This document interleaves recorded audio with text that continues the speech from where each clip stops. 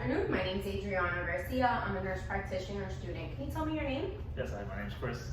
Okay, and what brings you in today, Chris? Wellness checkup Okay, can you tell me where you are? at a clinic, And what's today's date? 7/28/20. Okay, perfect. So I'll go ahead and conduct a head-to-toe assessment. I'll be auscultating using my stethoscope. I'll palpate and do some percussion on your chest, over your abdomen, and I'll also assess perform a neurological examination and also check your heart. So I'll start by palpating your head, looking at the scalp, feeling for any lesions or masses, and I do note even hair distribution. So from there, I'll go ahead and use my ophthalmoscope to perform a fundoscopic exam.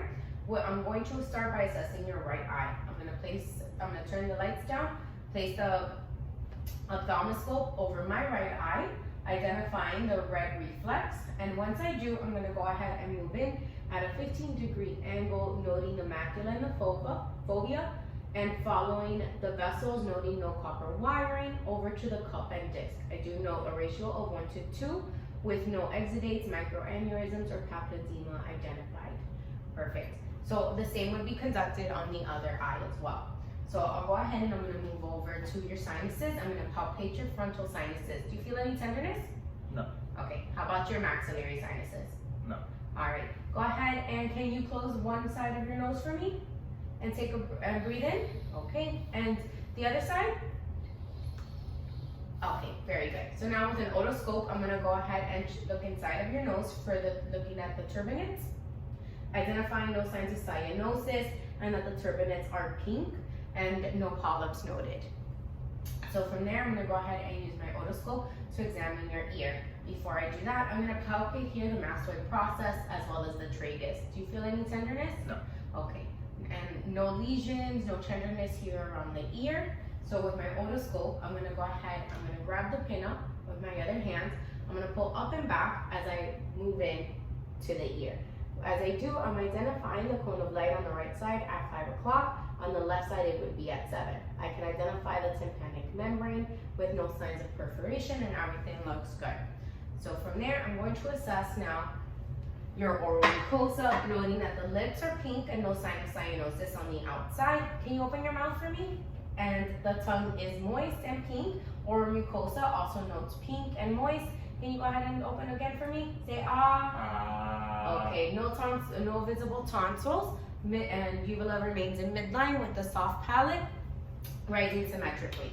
So from here, I'm going to assess your lymph nodes, noting the preauricular, postauricular, occipital, tonsillar, submandibular, submental, superficial cervical, posterior cervical, deep cervical chain, and supraclavicular. I do note that the lymph nodes are non-tender, they are not hard, and they are easily mobile. So I'm going to go ahead and come around here to assess your thyroid at this time. So I'm going to locate the cricoid cartilage and move downward, shifting the thyroid to the left so I can feel for any nodules, masses, or any enlargement, and none detected, and neither on the right side. Very good. So from here, I'm going to assess your respiratory system. So I do know that you are breathing fine, no labored breathing, no use of accessory muscle, with symmetrical chest expansion. Can you go ahead and turn and face this way for me? So what I'm going to do is I'm going to check for symmetrical vibration, and I'm going to ask that you, with the ulnar aspect of my hands, I'm going to place them here, and in a lateral fashion, I'm going to move downward. I'm going to ask that you repeat the phrase 99 for me, please. 99, 99, 99, 99. Very good.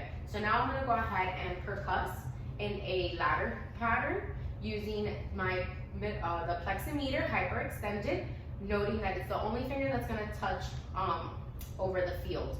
I'm going to strike it at the DIP joint with my right middle finger, and what I'm looking for is resonant sounds, okay?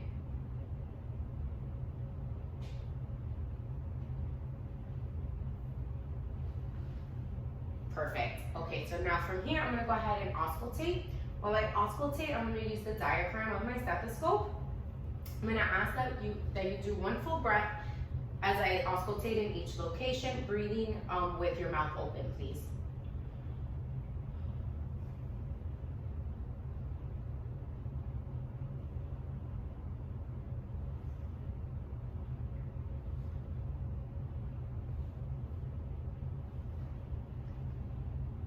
Okay, very good. So from here, I'm also going to assess now for vocal resonance. I'm gonna do the same thing in a ladder pattern with my stethoscope. We're gonna ask that you say the phrase 99 as I check for bronchophony. I should hear it muffled. Go ahead. 99, 99, 99, 99, 99, 99, 99, 99. Okay, very good. So now I'm gonna check for egophony. I'm gonna ask that you say the letter E. What I'm looking is that it sounds like an E and not an A. E, E, E, E, E, E, E, E. Very good. So now I'm gonna do what's called whisper pectoriliquy. So I'm gonna ask that you whisper 1, 2, 3 as I listen through the lungs. 1, 2, 3, 1, 2, 3, 1, 2, 3, 1, 2, 3, 1, 2, 3, 1, 2, 3. Very good. So I did note that it did sound muffled. So from here, I'm gonna go ahead and begin a cardiac assessment. So I'm gonna ask that you lay down in a 30-degree supine position. Good. So now as you do that, I am assessing your chest, noting for any visible lifts or pulsations, as well as in the pericardium area, and none are noted. So since I have you here, I'm gonna palpate your carotid arteries one at a time. Okay. All right. So now I'm gonna go ahead and using the bell of my stethoscope, I'm gonna go ahead and listen for any bruits. I'm gonna ask that you hold your breath as I hold mine.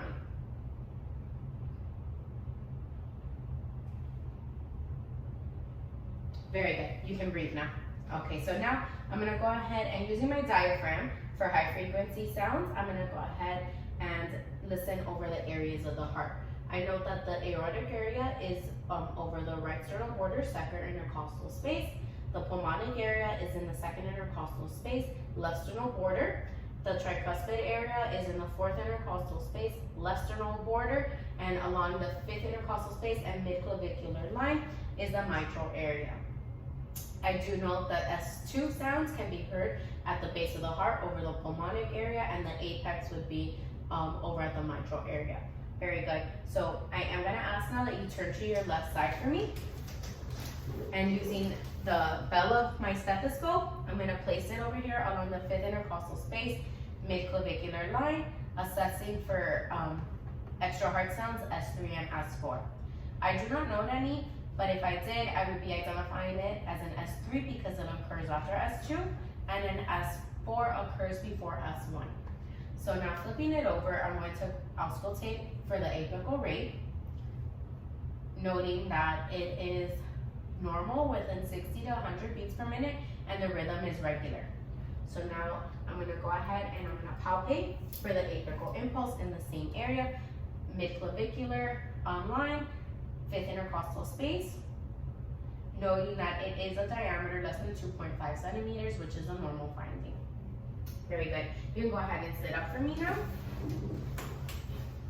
Okay, so I'm gonna ask that you show your, if you could just bring your, if you could just bring your arms out for me here, please. Thank you. So I'm gonna go ahead and assess for temperature, noting that it is warm and skin is symmetrical, same color, even skin tone according to ethnicity. No visible lesions, no wounds on the hand, on the arms, and I'm gonna go ahead and assess your capillary refills, noting that they are less than 1 to 2 seconds on each finger. I'm gonna go ahead and assess your radial pulse here, noting it's +2, and then your brachial is also +2, and the same would be on the other side. So I'm gonna go ahead and move on to the lower extremities, noting that the skin temperature is warm, hair distribution is normal and even on both legs, no atrophy is noted, and the skin color is also in line with ethnicity. So I'm gonna go ahead and assess your popliteal pulse now. Noting here behind the knee. Grading it is a +2. Your post-tibialis over here by the Achilles tendon on the medial side. It is a +2, and dorsalis pedis, also a +2. So very good. So now I'm gonna go ahead and assess your abdomen. So I'm gonna ask that you lay back down for me, please. Okay, so I am already inspecting the abdomen for the contour, symmetry, any masses or scars noted, and none are noted at this time. So I'm gonna go ahead and then proceed by auscultating your abdomen. I'm gonna start at the right lower quadrant, working in a clockwise fashion.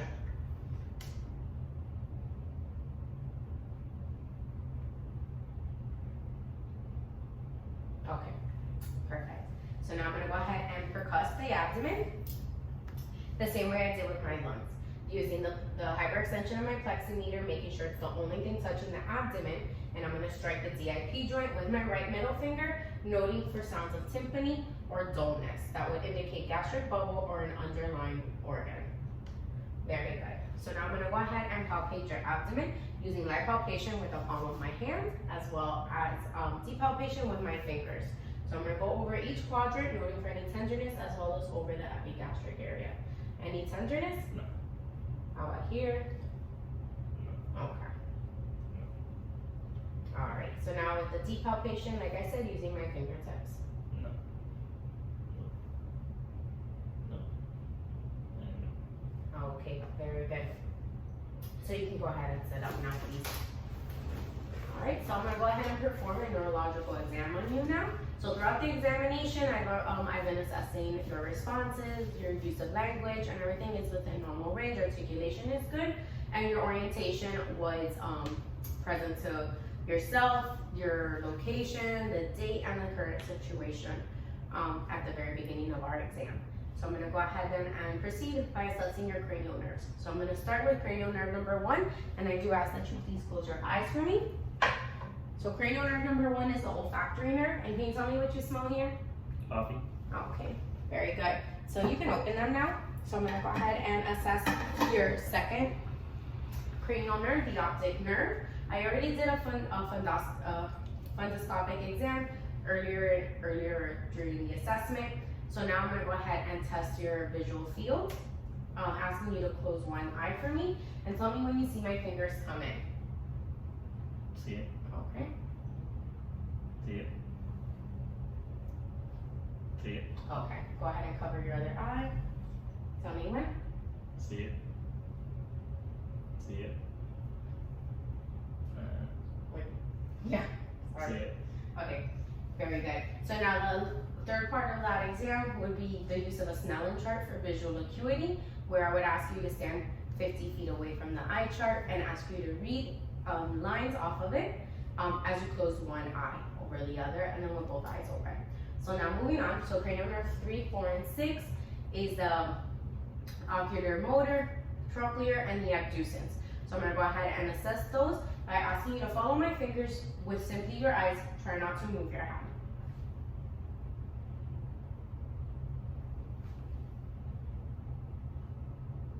Okay, very good. Go ahead and look at something far off on the wall for me, and then look closely at my finger. Very good. So I do know brisk and bilateral constriction of the pupils. So now we'll move on to the fifth cranial nerve, the trigeminal. So I'm gonna go ahead and ask that you close your eyes for me and tell me if you feel that. Yes. Does it feel the same? Yes. All right. And how about here? Yes. Yes. All right. Perfect. And they felt the same? Yes. Okay. So I am gonna ask then that you go ahead and clench your jaw for me as I palpate and feel for the masseter muscle as well as the temporal muscle. Good. So now I'm gonna check your corneal reflex by using a cotton wisp to the cornea, and I am looking for blinking of the eyes and consensual blinking of the other eye as well. Very good. So from here, I'm gonna go ahead and check cranial nerve number 7, the facial nerve. So I'm gonna ask that you smile for me, noting that it is symmetric on both sides. Lift your eyebrows up for me.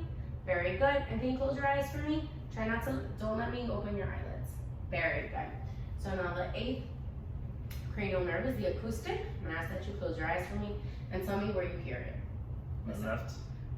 Right. Okay, do they sound the same? Yes. Okay, very good. So if they didn't sound the same and the sound was off, then the Weber and Rhine test would be conducted, assessing for conduction and lateralization.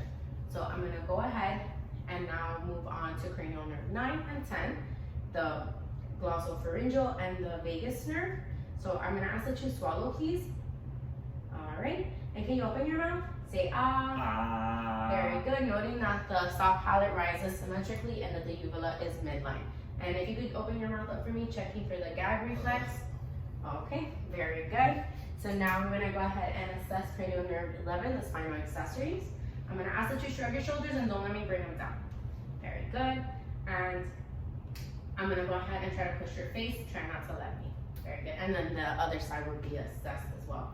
So for cranial nerve number 12, I'm gonna go ahead and assess the hypoglossal cranial nerve. So I'm gonna ask that you stick your tongue out for me. Can you move it up and down and side to side? Very good. So now from here, I'm going to perform a sensory examination. Can you go ahead and close your eyes for me? Can you tell me where you feel this? Left arm. Right arm. Does it feel the same? Yes. Okay. Left foot. Right leg. Okay, does it feel the same? Yes. Okay. All right, you can go ahead and open your eyes. So now to assess the reflexes, I'm gonna go ahead and use my stethoscope here to strike the brachioradialis, looking for supination of the elbow as well as flexion of the wrist. All right, and now for the bicep, I'm gonna strike over here above the crease of the elbow, looking for contraction of the bicep and flexion of the elbow. Okay, for the tricep, I'm gonna hold your arm up here for me, and I'm gonna tap above the elbow, looking for contraction of the tricep and extension of the elbow. So now for the patella, I'm gonna strike here, right where the patellar tendon is, looking for contraction of the quad muscle, as well as extension of the knee, and then behind the ankle, looking for plantar flexion. Very good. And the same would be performed on the other side. So reflexes are noted as grade 2, and then I'll move on now to test your strength and muscle tone. So I'm gonna ask that you bring your arm up for me and don't let me bring it down. Very good. So bicep and brachioradialis tone is noted at a 5. I'm gonna assess now the tricep. Don't let me push it in. Very good. So I do know that that is also a 5. So now for the knee, I'm going to assess for extension. So try not to let me bring it up. Very good. And then for flexion, I'm gonna try to push it in. Very good. Grade 5 as well. So now I'm gonna assess for dorsal flexion. Do not let me push your foot down. And for plantar flexion, do not let me lift it up.